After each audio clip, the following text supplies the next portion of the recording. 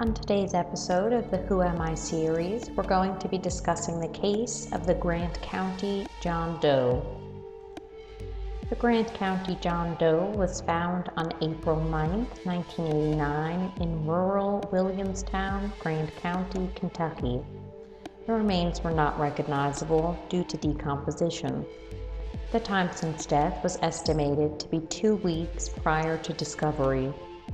The cause of death was homicide by gunshot. He had been shot twice in the back of the head with a .22 caliber weapon. Notably, his hands were cut off and have never been recovered.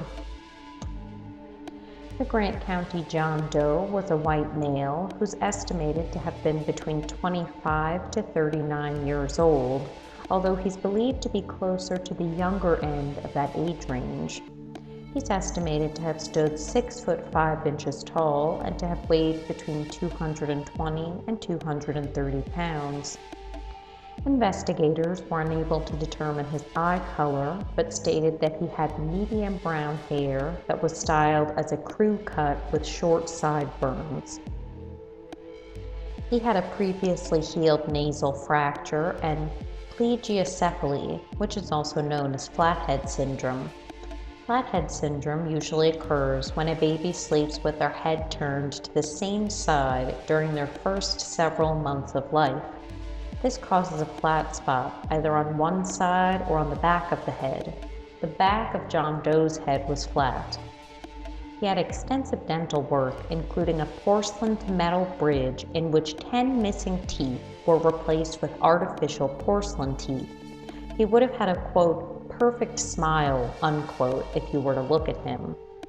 Dental records are available, and the DNA Doe project is in the process of developing his DNA profile. No clothing or personal items were found on or with the remains. A farmer found John Doe hanging in a tobacco barn, which is located off of Kentucky Route 22 and is about 7.5 miles west of Dry Ridge, Kentucky. The staging of the body was a clear indication that the killer or killers wanted John Doe's body found. However, the removal of his hands indicate that they wanted to conceal his identity. Given his size, it's reasonable to suspect that there is more than one culprit. Since he was quite a large man and should be very recognizable, investigators believe that the fact that no one has come forward to identify him signifies that he was either transient or not local. At that time, it was not uncommon to get away with murder in these parts of Kentucky when the victim had a learning disorder or similar disability. Some locals have speculated that John Doe's family falls into this group, and that's why they won't come forward to acknowledge that they know who he is.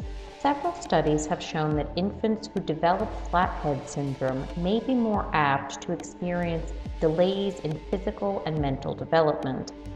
However, this theory seems unlikely due to the fact that John Doe's teeth were so well cared for. Some online sleuths have hypothesized that the killing may be related to the Cornbread Mafia, which was quite active throughout the 1970s and 80s. The moniker Cornbread Mafia may sound laughable, but they were a serious, calculating, and extremely dangerous organized crime group during their heyday. Flames on farms and in rural areas were not outside of their wheelhouse. Sometime during the 1980s, a farmer called police stating that his tractor had been moved out onto his field during the night and something looked off.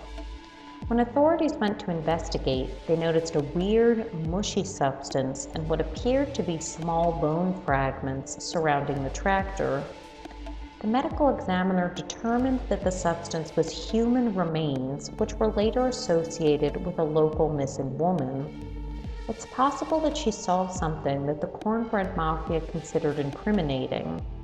It's suspected that she was murdered and then pulverized in an attempt to avoid identification. Although the Cornbread Mafia operated out of Marion, Nelson, and Washington counties, which are over 100 miles away from Grant County, John Doe's body was discovered relatively close to Cincinnati and about 8 miles away from the Dry Ridge exit on I-75, which is a major drug route between Florida and Canada. This murder's link to organized crime seems likely. If you have any information that can help authorities identify the Grant County John Doe, I urge you to come forward to help his family reclaim him and put him to rest.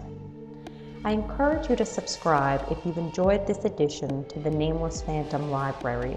Thank you for watching.